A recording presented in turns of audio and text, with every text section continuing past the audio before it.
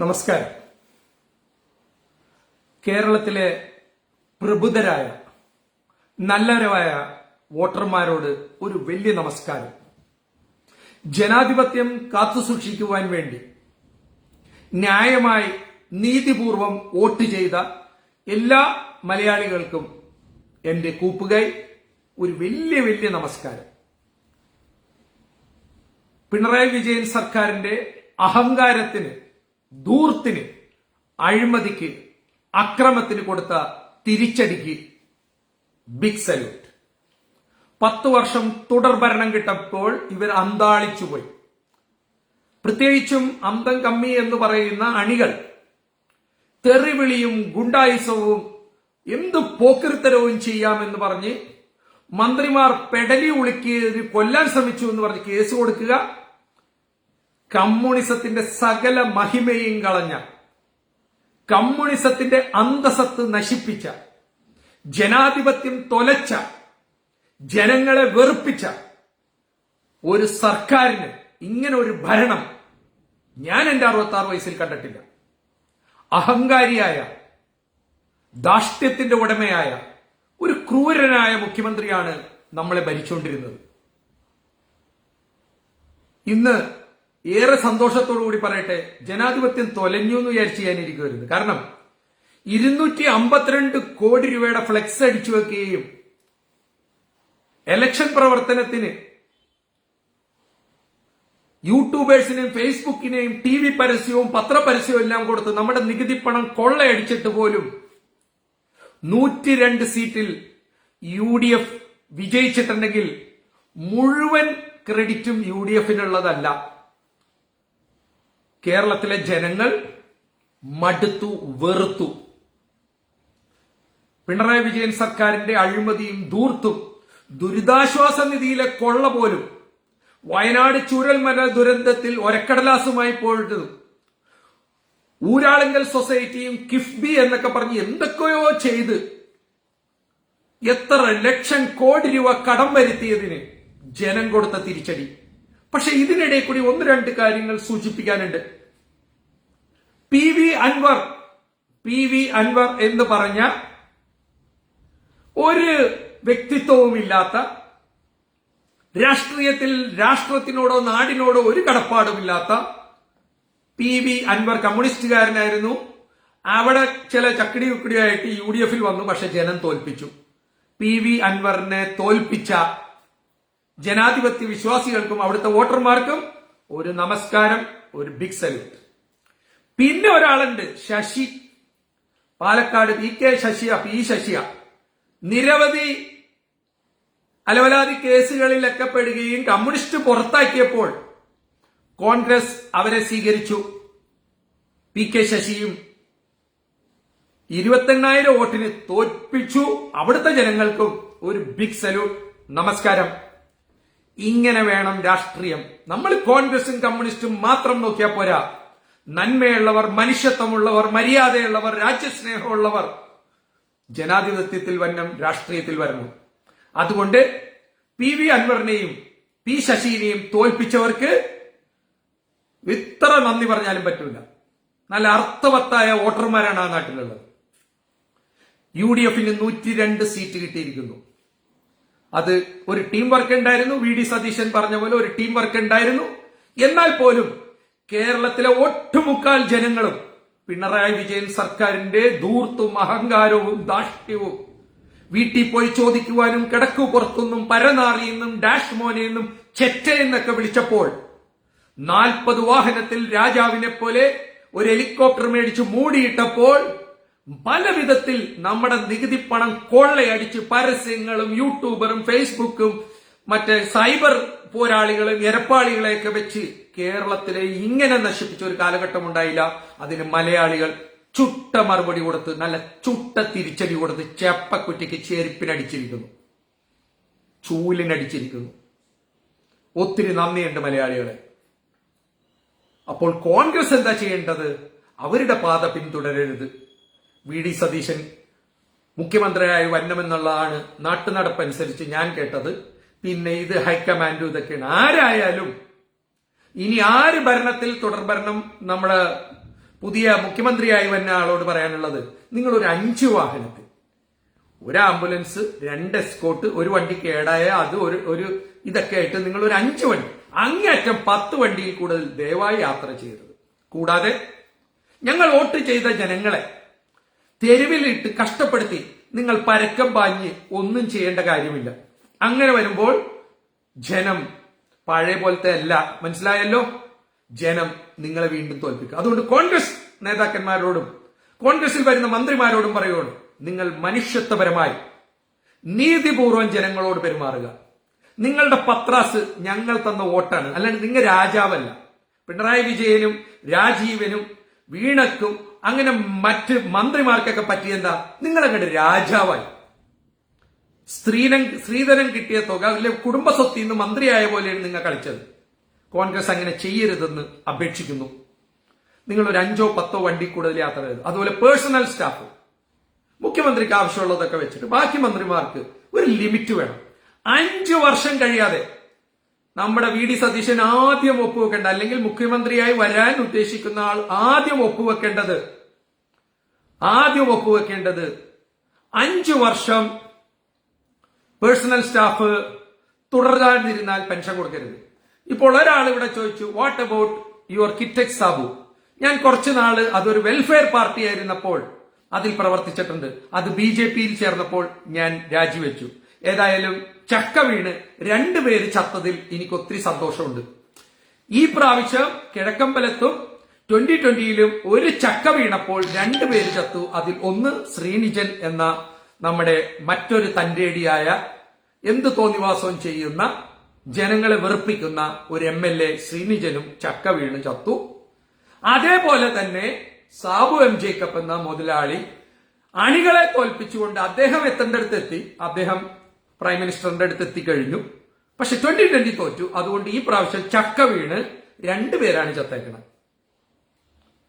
അപ്പൊ അതിനുള്ള ഉത്തരവായല്ലോ. ഞാൻ 2020യിലും ഇല്ല, ഇനി എന്റെ ജീവിതത്തിൽ 66 വയസ്സായ എനിക്ക് ഇനി ഒരു കക്ഷി രാഷ്ട്രീയത്തിലും ഒരു സ്ഥാനമാനങ്ങളിലും ഞാൻ വരില്ല. എന്റെ രാഷ്ട്രീയം രാഷ്ട്രത്തിന് വേണ്ടിയാണ്.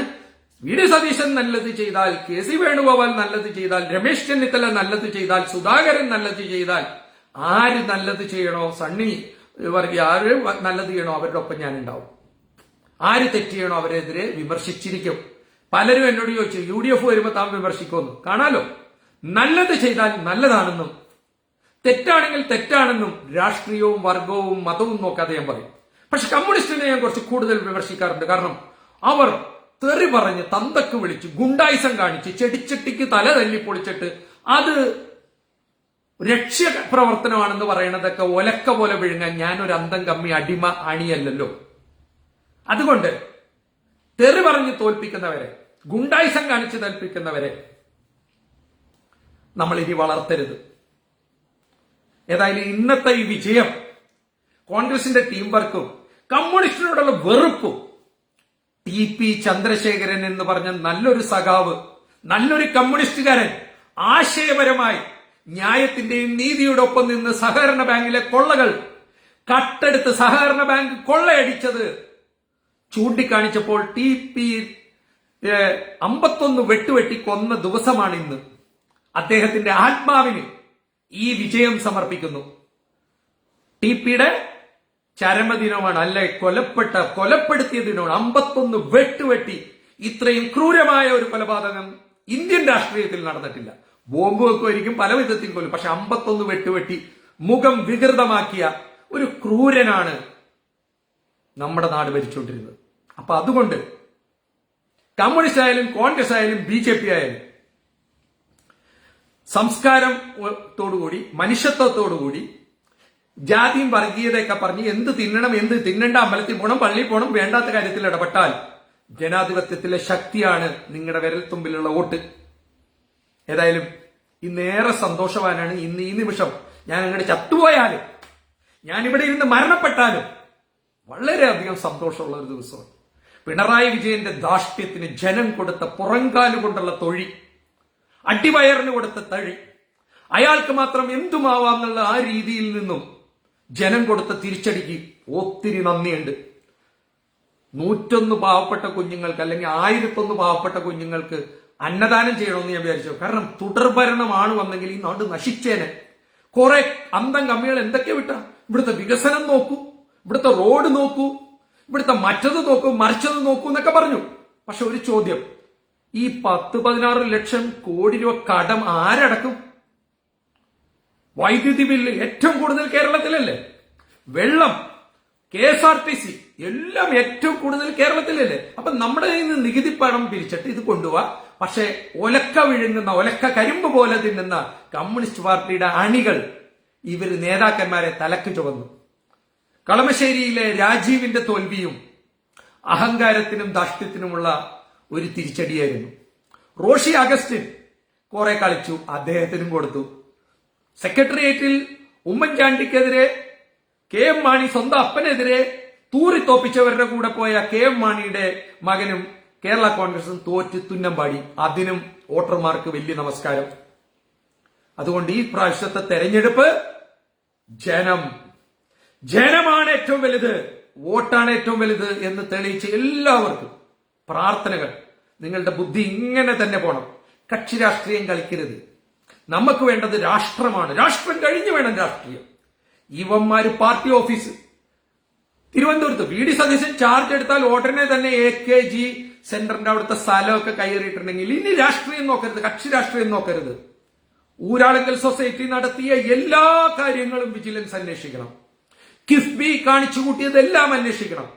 VD സതീശനോ KC വേണുഗോപാലോ രമേശ് ചെന്നിത്തലോ ആരോ ആയിക്കോട്ടെ, കേരളത്തിന്റെ വരാൻ പോകുന്ന മുഖ്യമന്ത്രി കഴിഞ്ഞ 10 വർഷം കേരള സർക്കാർ, പിണറായി സർക്കാർ നടത്തിയ എല്ലാ അഴിമതിയും പറ്റുമെങ്കിൽ നേരിട്ട് CBIക്ക് തന്നെ വിടണം. നിങ്ങളും കക്കാതെയും മോഷ്ടിക്കാതെയും ദയവായി മുന്നോട്ട് ഭരിക്കണം. നമുക്ക് നല്ല വിദ്യാഭ്യാസം വരണം, കൈക്കൂലി ഒഴിവാക്കണം. സർക്കാർ ഉദ്യോഗസ്ഥർ എല്ലാ വർഷവും ഒരു 2-3 എണ്ണത്തിനെ ഡിസ്മിസ് ചെയ്യണം. കേരള പോലീസിന്റെ നട്ടെല്ല് തിരിച്ചു വെച്ചു കൊടുക്കണം. കേരള പോലീസ് ഗതികെട്ട പോലീസായി പോയി. പിണറായി 10 വർഷം ഭരിച്ചപ്പോഴേക്കും കേരള പോലീസ് വെറും ഗുണ്ടകളും തെമ്മാടികളും നട്ടലില്ലാത്തവരും കൂലി പോലീസുമായി പോയി. UDF സർക്കാർ വരുമ്പോൾ കേരള പോലീസിന് ആ പദവിയും അവരുടെ സത്യസന്ധതയും അവരുടെ നട്ടലും ദൈവത്തെ ഓർത്ത് കേരള പോലീസിനെ തിരിച്ചു കൊണ്ടുവരണം. ആര് മുഖ്യമന്ത്രി ആയാലും പഴയ തെറ്റുകൾ നിങ്ങൾ ആവർത്തിക്കരുത്. പേഴ്സണൽ സ്റ്റാഫിനെ അധികം വെക്കരുത്. പിന്നെ നിങ്ങൾ സർക്കാർ ചെയ്യുന്ന പദ്ധതികൾ എന്തിനാണ് ഒളിച്ചും പാത്തും ചെയ്യണം? നിങ്ങൾ വെബ്സൈറ്റിൽ ഇടൂ. ഒരു റോഡ് പണിയുമ്പോൾ, ഒരു കലുങ്ക് പണിയുമ്പോൾ, ഒരു കോളേജും ആശുപത്രിയും പണിയുമ്പോൾ ജനങ്ങൾ അറിയട്ടെ കേരളത്തിന്റെ മുഖ്യമന്ത്രി ചെയ്യണതും ഇവിടുത്തെ സർക്കാരിന്റെ കോൺട്രാക്ട് ഞങ്ങളും കൂടി അറിയട്ടെ. ഊരാളുങ്കലിന് ടെൻഡർ ഇല്ലാണ്ട് പദ്ധതികൾ കൊടുത്തിട്ടുണ്ടെങ്കിൽ അത് അന്വേഷിക്കണം. ആ കമ്പനി ജപ്തി ചെയ്ത് നിങ്ങൾ തിരിച്ചു പിടിച്ചെടുക്കണം തെറ്റ് ചെയ്തിട്ടുണ്ടെങ്കിൽ. എന്താണ് ഇവിടെ നടത്തിക്കൂട്ടിയത്? ഏതായാലും വളരെ സന്തോഷം, ഇത്രയെങ്കിലും ആയല്ലോ. പക്ഷെ നിങ്ങളുടെ കയ്യിൽ കിട്ടിയ ഈ കലം തല്ലിപ്പൊട്ടിക്കരുത്. ഇപ്പോൾ നിരവധി പേർ മുഖ്യമന്ത്രിയാവാൻ കളിക്കുന്നുണ്ട്. നാട്ടുകാരെ കൊണ്ട് പറയിപ്പിക്കരുത്. നിങ്ങൾ ജയിച്ചത് മുഴുവൻ നിങ്ങളുടെ ഒരു മിടുക്കൊണ്ട് മാത്രമല്ല, കേരളത്തിലെ ജനം ഇടതുപക്ഷ സർക്കാരിനെക്കാട്ടിൽ കൂടുതൽ പിണറായി സർക്കാരിനെ വെറുത്തു. അവർ അത്രയധികം വെറുത്തത് കൊണ്ടാണ് നിങ്ങൾക്ക് 102 സീറ്റ് കിട്ടിയത്. അതുകൊണ്ട് നിങ്ങൾ തമ്മിത്തല്ലി കോൺഗ്രസ് ഇനിയും അഴിമതിയിലൊന്നും പെടാതെ കൃത്യവും സുതാര്യതയും നിറഞ്ഞ സത്യസന്ധമായ ഭരണം കാഴ്ചവെക്കണം. 2020 ഗോവിന്ദ, ഇതോടുകൂടി അതിന്റെ ശവടക്ക് കഴിഞ്ഞു. ഇനി വന്നാലും കുറച്ച് ഫ്രൈഡ് റൈസ് മീറ്റിംഗ് നടക്കുമെന്നല്ലാണ്ട് 2020 തീർന്നു. കക്ഷി രാഷ്ട്രീയത്തിനപ്പുറം രാഷ്ട്രം നന്നാവണം. സ്ഥാനമാനങ്ങൾക്ക് വേണ്ടി, എന്തെങ്കിലും നക്കാപ്പിച്ചക്ക് വേണ്ടി ജനാധിപത്യം കശാപ്പ് ചെയ്യണവരെ മന്ത്രിയാക്കി MLA-മാരാക്കി നിങ്ങൾ തെരഞ്ഞെടുക്കരുത്. എവനായാലും വീണ ജോർജ് തോറ്റു, അതും ഒരു സന്തോഷമുണ്ട്. ഒരു പെടലി ഉളുക്കിയതിന് 13 ഡോക്ടർമാരാണ് ഇവരെ പരിശോധിച്ചത്. പിന്നെ ആ പിള്ളേരെ പിടിച്ച് അകത്തിട്ട് കൊല്ലാൻ ശ്രമിച്ചു എന്ന് പറഞ്ഞു. അപ്പൊ വീണ ജോർജിന്റെ തോൽവിയും അവിടുത്തെ ജനങ്ങൾക്ക് വലിയൊരു നമസ്കാരം. അഹങ്കാരിയും നുണ പറയുന്നവരും കള്ളം പറയുന്നവരും ധാർഷ്ട്യം കൊണ്ട് രാജാവിനെ പോലെ മന്ത്രിമാർ ജീവിക്കണവരെ തോൽപ്പിക്കണം. അതാണ് ജനാധിപത്യം. പാർട്ടി നോക്കരുത്. LDF, UDF, BJP വരും പോകും. നമ്മുടെ മന്ത്രിമാർ, നമ്മുടെ MLA-മാർ നമ്മുടെ ഒപ്പം, ജനങ്ങളോടൊപ്പം നിൽക്കണം. അതുകൊണ്ട് എന്നെ തെറി പറഞ്ഞ, എന്നെ ഇത്രയധികം തെറി പറഞ്ഞ് തോൽപ്പിക്കാൻ യൂട്യൂബർമാരെയും സൈബർ പോരാളികളെയും സർക്കാർ നിങ്ങളുടെ നികുതിപ്പണം, എന്റെയും നിങ്ങളുടെയും നികുതിപ്പണത്തിൽ നിന്നും സൈബർ പോരാളികളെ വെച്ച് എന്റെ പച്ചക്ക് പറയുന്ന പേജ് ബ്ലോക്ക് ചെയ്തും തന്തക്ക് വിളിച്ചവരും ഇപ്പോൾ എവിടെ പോയി? ഞാൻ ഇന്നറിഞ്ഞത് ഉത്സവങ്ങളും ആഘോഷങ്ങളും പള്ളിപ്പെരുന്നാളും നടത്തുന്നവർക്ക് പകുതി വിലക്ക് LDF പടക്കം കൊടുക്കുന്നുണ്ടെന്നൊരു വാർത്ത ഞാൻ കണ്ടു. പാർട്ടി ഓഫീസുകളിൽ ചെന്നാൽ പകുതി വിലക്ക് പടക്കം കിട്ടും. പള്ളിപ്പെരുന്നാളും ഉത്സവങ്ങളും ആഘോഷങ്ങളും നടത്തുന്നവർക്ക് അവിടെ പടക്കം കിട്ടും. സത്യമായിട്ടും കമ്മ്യൂണിസ്റ്റുകാര്, നല്ല കമ്മ്യൂണിസ്റ്റുകാര്, നല്ല ഇടതുപക്ഷ ചിന്താഗതിക്കാര്, നിങ്ങൾ എന്നോട് ക്ഷമിക്കണം.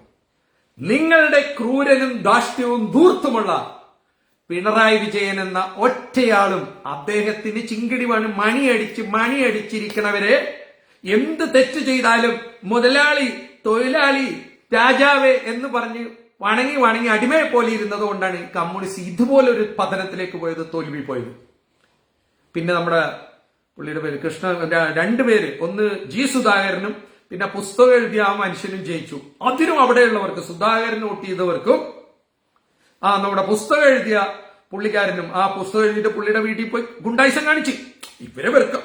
കമ്മ്യൂണിസ്റ്റിനെ എന്തെങ്കിലും പറഞ്ഞാൽ തന്തക്ക് വിളിക്കും, കല്ലെറിയും, ബോംബെറിയും, കലവെട്ടും, 51 വെട്ടും. പോടാ അവിടുന്ന്. ചാവാൻ തയ്യാറാവണം. നമ്മുടെ ജനാധിപത്യത്തിൽ ഒത്തിരി പേര് രക്തവും ജീവനും കൊടുത്താണ് ഈ സ്വാതന്ത്ര്യവും ഈ ജനാധിപത്യവും കാത്തു സൂക്ഷിക്കണം. അപ്പൊ ചിലരെ കൊല്ലും, പക്ഷെ അവരും ജയിച്ചു. അതുകൊണ്ട് ജി സുധാകരനും കണ്ണൂർ ആ പ്രദേശത്തൊക്കെ വോട്ട് ചെയ്ത് ജയിപ്പിച്ചവർക്കും വലിയൊരു നമസ്കാരം. വൈപ്പിനില് ഷൈനി എന്ന് പറഞ്ഞ ഒരു മാഡം നിന്ന്, എനിക്ക് അവര് പേഴ്സണലായിട്ട് അറിയാവുന്ന, അവിടെ ജനിച്ച് നല്ലൊരു സ്ത്രീയാണ്. പക്ഷെ അവര് തോക്കാൻ കാരണം എന്താണ്? അവരുടെ പ്രവർത്തനം കൊണ്ടല്ല. നിങ്ങളുടെ നേതാവ് പിണറായി വിജയൻ ഷൈനിനെ മാത്രമല്ല, നിങ്ങളുടെ നിരവധി MLA-മാരെ തോൽപ്പിച്ചത് അദ്ദേഹത്തിന്റെ കുടുംബം, അമ്മായിയപ്പൻ, മരുമോൻ എല്ലാം കളിച്ച് നിങ്ങൾ തോറ്റ്. സത്യത്തിൽ വൈപ്പിനിൽ MP ഷൈനി ജയിക്കുമെന്ന് ഞാൻ വിചാരിച്ചു. പക്ഷെ എനിക്ക് നല്ലൊരു ഉറപ്പുണ്ടായിരുന്നു, പിണറായി വിജയന്റെ കൊള്ളരുതായ്മ കൊണ്ട്, മുഖ്യമന്ത്രിയുടെ ധൂർത്തും അഹങ്കാരവും ധാർഷ്ട്യവും രാജാവിനെ പോലെയുള്ള ജീവിതവും ധിക്കാരപരമായി ചെറ്റ്, കിടക്കുപുറത്ത്, പരനാറി, അയാളുടെ വീട്ടിൽ പോയി ചോദിക്കുന്നൊക്കെ പറഞ്ഞപ്പോൾ നല്ലവരായ ഷൈനിനെ പോലെയുള്ളവരും തോറ്റുപോയി. നമുക്ക് അങ്ങനത്തെ ഒരു രാഷ്ട്രീയം വേണ്ട ചങ്ങാതി. എന്നെ എന്തിനാണ് നിങ്ങൾ കോൺഗ്രസും കമ്മ്യൂണിസ്റ്റും BJPയും 2020 ആയിട്ട് ചാപ്പ കുത്തുന്നത്? ഞാൻ പറയുന്ന കാര്യങ്ങൾ നീതിപൂർവമാണോ? ഞാൻ പറയുന്നത് സത്യമാണോ? ഞാൻ ഇവിടെ പറയുന്നത് ജനങ്ങൾക്ക് വേണ്ടി, നാടിനു വേണ്ടിയാണ്. അതല്ലേ നിങ്ങൾ നോക്കേണ്ടത്.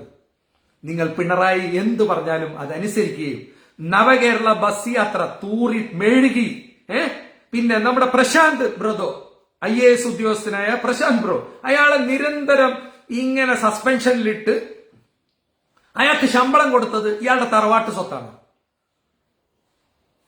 പുതിയ സർക്കാർ വരുമ്പോൾ പ്രശാന്ത് IASനെയും B അശോകിനെയും നല്ല സ്ഥാനത്തിരുത്തി അഴിമതി മുക്ത ഭരണം കാഴ്ചവെക്കാൻ UDF-നാവണം.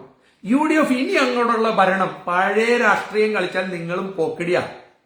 നമുക്ക് ഇനി വേണ്ട രാഷ്ട്രീയം, ഇപ്പൊ എന്റെ 3 മക്കളും പുറത്താ, അവർക്കൊന്നും ഇങ്ങോട്ട് വരാനൊരാഗ്രഹം. എന്നെ മാത്രമല്ല, കേരളത്തിലെ നിരവധി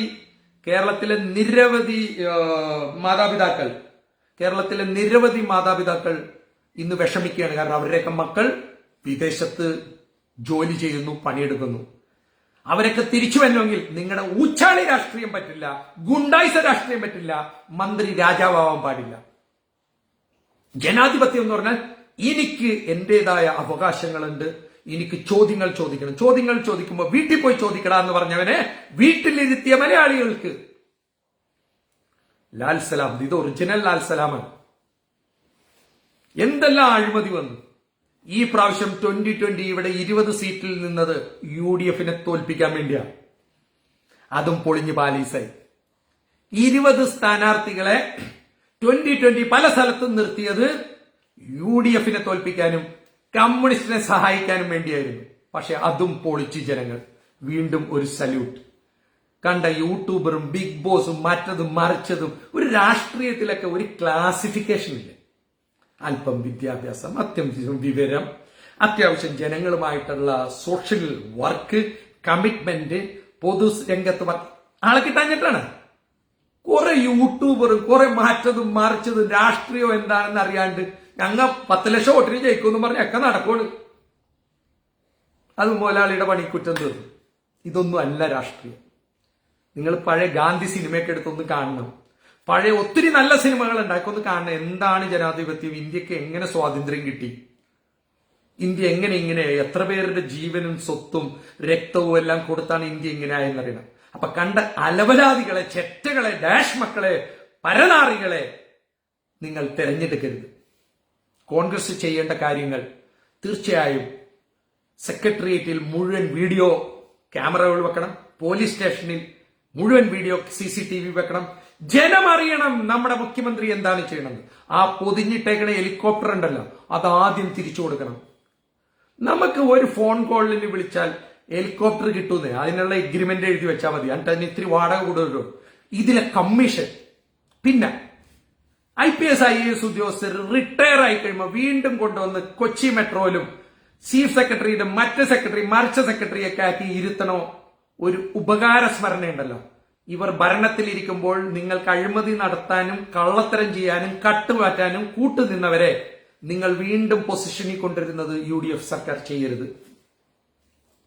PSCയിൽ ഇത്രയധികം അംഗം വേണ്ട.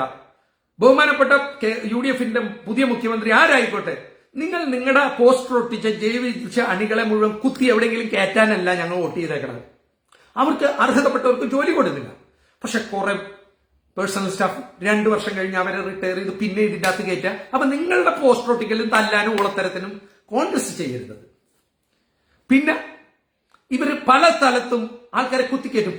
PSCയിലൊക്കെ നമുക്ക് 3 പേര് മതി, അല്ലെ 2 പേര് മതി. എന്തിനാണ് ഈ കാണിച്ചു വിട്ടത്? അതുപോലെ KSRTCയിൽ ഒരു ബസ് എങ്ങനെ കൊണ്ടുപോകണമെന്ന്, അതെങ്ങനെ ലാഭകരമാണെന്നും ട്രേഡ് യൂണിയന്റെ ഗുണ്ടായിസിനെ അനുവദിക്കരുത്. ഒന്നും നോക്കുകൂലി. പിന്നെ KSRTC ബസ്സിലെ ഡ്രൈവർമാരുടെ വിചാരം അവര് സർക്കാർ ഉദ്യോഗസ്ഥരാണെന്നാണ്. അവർക്ക് എങ്ങനെ വേണമെങ്കിലും വണ്ടി ഓടിക്കാം. KSRTCയും പബ്ലിക് സെക്ടറും മുഴുവൻ തന്നെ അവരുടെ ട്രേഡ് യൂണിയൻ ഗുണ്ടായിസ് അനുവദിക്കരുത്. ഇനി ഒരാളോട് ഒരു വാക്ക് പറയാനുണ്ട്. ആരടാ ഈ വെള്ളാപ്പള്ളി? അയാളിപ്പോ ഒരു സ്ഥാനത്തുമല്ല. ആരാണ് ഈ വെള്ളാപ്പള്ളി? White church. അയാൾ എന്തൊക്കെയാ പറഞ്ഞത്? അയാളുടെ കുറെ കേസുകളുണ്ട്. അത് മുഴുവൻ കൃത്യവും സത്യസന്ധതയുമായി അന്വേഷിക്കണം.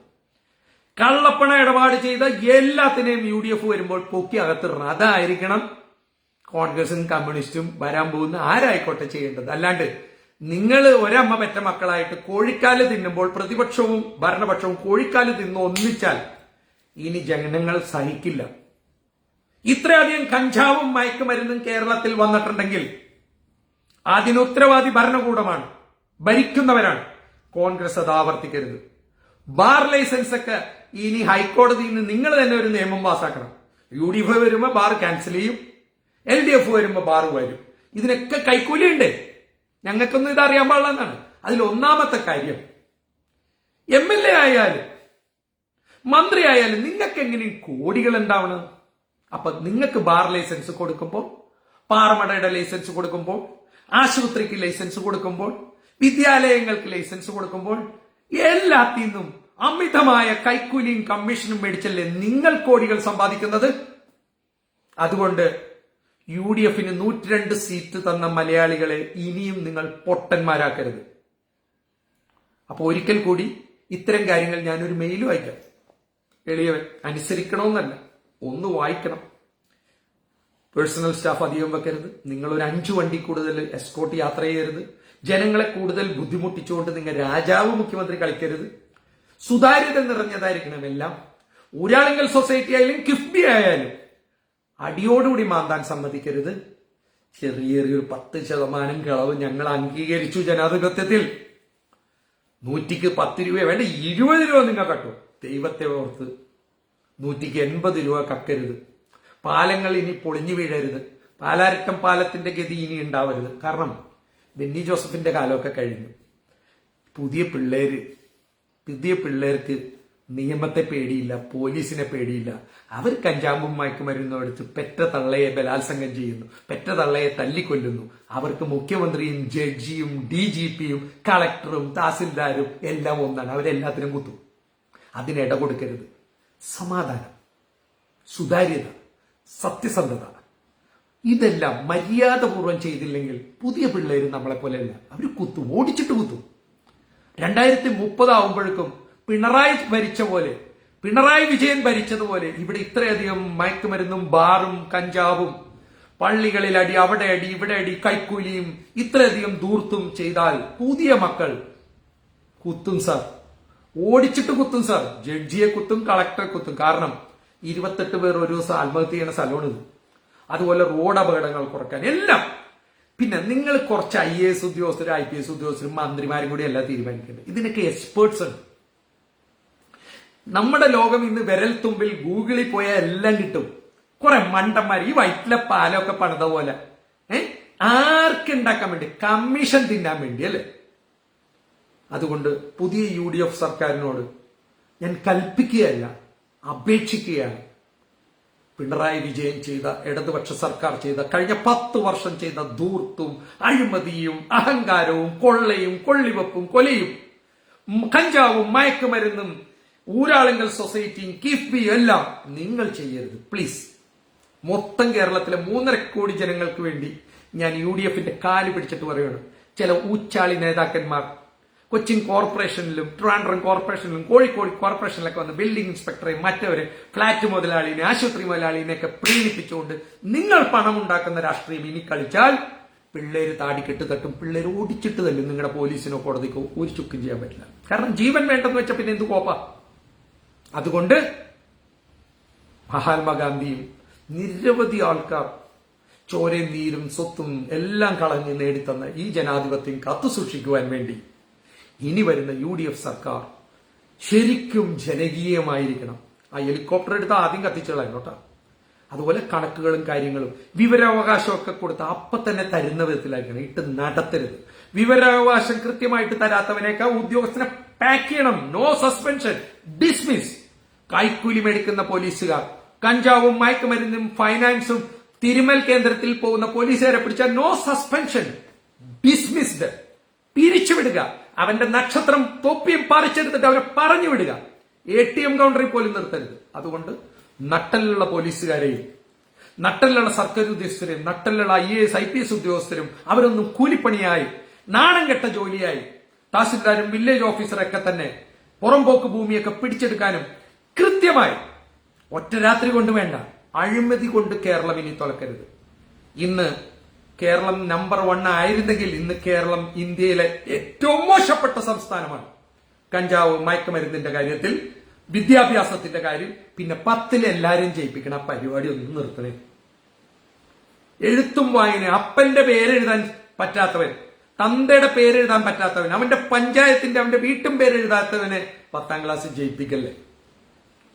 നമ്മുടെ കേരളത്തിന്റെ വിദ്യാഭ്യാസം ലോകത്തിന്റെ നിലവാരമാണ്. അല്ലാണ്ട് UP ബീഹാറും തമിഴ്നാടുമായിട്ടൊന്നും കമ്പയർ ചെയ്യാനുള്ളതല്ല. കേരളത്തിന്റെ വിദ്യാഭ്യാസം ലണ്ടൻ, ജർമ്മനി, ജപ്പാനും അമേരിക്കയായിട്ട് വേണം കമ്പയർ ചെയ്യാൻ. അതുകൊണ്ട് കണ്ട അണ്ടനെ അടകോടനെ സ്വന്തം തന്തയുടെ പേരും സ്വന്തം പേരും എഴുതാൻ അറിയാൻ പാടില്ലാത്ത വിദ്യാഭ്യാസ മന്ത്രിമാരെയും ഇവിടെ ഉണ്ടാക്കരുത്. അല്പം നീണ്ടുപോയിട്ടുണ്ടെങ്കിലും ഇതൊരു ആവശ്യമായിരുന്നു. സത്യത്തിൽ ഇന്ന് തുടർഭരണമാണ് വന്നിരുന്നെങ്കിൽ ഞാനൊക്കെ ഒരു ശവമായി പോയത്. ഞാൻ ഈ പച്ചക്ക് പറയൽ മാത്രമല്ല, പൊതുപ്രവർത്തനം നിർത്തി ഒരു മലയാളിക്കും പച്ചവെള്ളം കൊടുക്കില്ല, എനിക്കൊന്നും വേണ്ടെന്ന് ഒരു മരിച്ച് ശവമായി ജീവിക്കണമെന്ന് തീരുമാനിച്ച ദൈവം എന്റെ വിളി കേട്ടു. ഇന്നലെ രാത്രിയൊക്കെ ഉറക്കം നിന്ന് പ്രാർത്ഥിക്കുമായിരുന്നു, ദൈവമേ തുടർഭരണം കൊടുത്ത് എന്റെ കൊച്ചു കേരളത്തെ നശിപ്പിക്കല്ലേ. ഗുണ്ടകൾ വിലസുന്ന കഞ്ചാവും മയക്കുമരുന്നും കള്ളപ്പണവും കള്ള മുതലാളിമാരും കള്ള ഡോക്ടറേറ്റും എല്ലാ സ്ഥലത്തും ഇത്രയും കള്ളത്തരം വന്ന കേരളം ഇങ്ങനെ നശിപ്പിച്ച ഒരു പിണറായി വിജയൻ സർക്കാർ ഇനിയും തുടരരുത് എന്ന് മുട്ടുകുത്തി എന്ന് പ്രാർത്ഥിക്കുമായിരുന്നു. കാരണം ഇത്രയും ദുഷ്ടന്മാര്. അതുകൊണ്ട് രാജീവിനെ തോൽപ്പിച്ചവർക്ക്, PV അൻവറിനെ തോൽപ്പിച്ചവർക്ക്, P ശശിനെ തോൽപ്പിച്ചവർക്ക്, ഈ രാജീവിനെയും അങ്ങനെ ശ്രീനിജനെയും അങ്ങനെ ജനങ്ങൾക്ക് ഉപദ്രവം ചെയ്തവരെ തോൽപ്പിച്ചത് കൊണ്ട് തന്നെ മലയാളികളുടെ എല്ലാവരുടെയും കാല് തൊട്ടിട്ട് പാദം കഴുകിക്കൊണ്ട് ഞാൻ അവരോട് നന്ദി പറയുകയാണ്. നമ്മുടെ നാടിന്, എന്റെ നാടിന്, നമ്മുടെ നാടിന്, കേരളത്തിനെ സംരക്ഷിച്ചു. പക്ഷെ ഇത് നമ്മൾ ഏൽപ്പിക്കുന്നത് കൊരങ്ങന്റെ കയ്യിൽ പൂമാല കൊടുത്തതുപോലെ UDFും ഇത് തന്നെ ചെയ്യരുതെന്ന് കേണപേക്ഷിക്കുക. നിങ്ങൾക്ക് കിട്ടിയ ഈ 102 MLA-മാരുടെ സീറ്റിന്റെ വിജയം ഞങ്ങൾ ഗതികെട്ടിട്ട് നിങ്ങൾക്ക് തരികയാണ്. നിങ്ങൾ അത് കാത്തു പരിപാലിക്കണം. നിങ്ങൾ മുഖ്യമന്ത്രിയും മന്ത്രിമാരും തമ്മിൽ തല്ലരുത്. കണ്ട അണ്ടനും അടകോടനുമായിട്ടുള്ള പാർട്ടി നേതാക്കളെ കോർപ്പറേഷൻ ഓഫീസിലും പോലീസ് സ്റ്റേഷനിലൊക്കെ മാമാപ്പണി ചെയ്ത് കൈക്കൂലി മേടിക്കാൻ അനുവദിക്കരുത്. സുതാര്യതയും സത്യസന്ധതയുമായ ഭരണം UDF ചെയ്യാനാവട്ടെ. ഞാനൊരു 10-12 ലിസ്റ്റ് എഴുതി മെയിലായിട്ടും പബ്ലിക്കായിട്ടൊക്കെ തരുന്നുണ്ട്. പറ്റുമെങ്കിൽ ചെയ്യുക. നല്ല വിവരവും വിദ്യാഭ്യാസവും ജ്ഞാനവും നാടിന് ദീർഘവീക്ഷണത്തോടും ചെയ്യുന്ന എക്സ്പേർട്സ് കമ്മിറ്റിനെ കൊണ്ടുവേണം വിഴിഞ്ഞം തുറമുഖമായാലും KSRTC ആയാലും ഒക്കെ ഇനി കുറെ കോന്തന്മാരായ മാമാപ്പണി ചെയ്യണ IAS IPS ഉദ്യോഗസ്ഥരെയൊക്കെ ബെല്ലൊടുത്തിയിരുത്തുക. നമ്മുടെ പ്രശാന്ത് ബ്രോനെ പോലെ, B അശോകിനെ പോലെ അങ്ങനെ കഴിവും സത്യസന്ധതയുമുള്ള നല്ല IAS ഉദ്യോഗസ്ഥരെയും IPS ഉദ്യോഗസ്ഥരെയും ഭരിപ്പിക്കാൻ നിങ്ങൾക്കാവണം.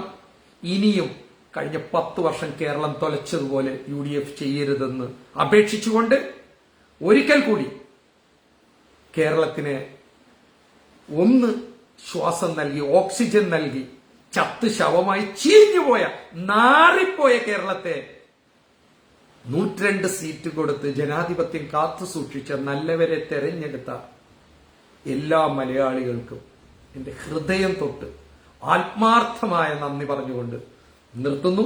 ഇനി വരുന്ന ഭരണകർത്താക്കൾ നന്മ ചെയ്യാൻ, സത്യസന്ധമായി കേരളം ഭരിക്കാൻ പ്രാർത്ഥിച്ചുകൊണ്ട് പച്ചക്ക് പറഞ്ഞുകൊണ്ട് നിർത്തുന്നു. Good night and Jai Bharat.